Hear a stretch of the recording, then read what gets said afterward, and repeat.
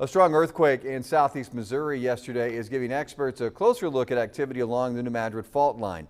Ellie Mueller has more. The strongest earthquake we've had in several years in the New Madrid zone proper. Nathan Morin is a research scientist with the Center for Earthquake Research and Information at the University of Memphis. He says the 4.0 earthquake that hit Pemiscot County on Thursday was felt across several states. It was even felt here in Memphis. But the system usually does not have earthquakes of this magnitude too often. According to the U.S. Geological Survey, there have been 20 earthquakes in the New Madrid seismic zones in just the last 3 weeks.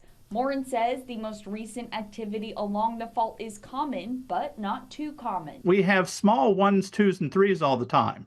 And occasionally you'll get something a little bit stronger, and this is one of those occasions. Morin says Thursday's tremor happened in their seismic network. He says with the data they've harvested, they have a much better understanding of the zone. We've had earthquakes on the periphery, we have earthquakes in other places where our instruments feel them, but to have an earthquake of that magnitude within the system, within all our instrumentation, is something that we can use to harvest that data for a better understanding of the seismic zone. As for whether this signals something bigger, Morin says the risk remains low, but he says the earthquake should serve as a reminder that the heartland is located on an active seismic zone.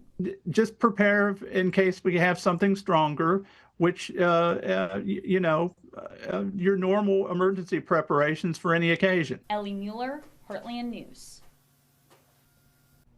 Morin says an aftershock survey is currently being conducted and the region may feel small aftershocks over the next week.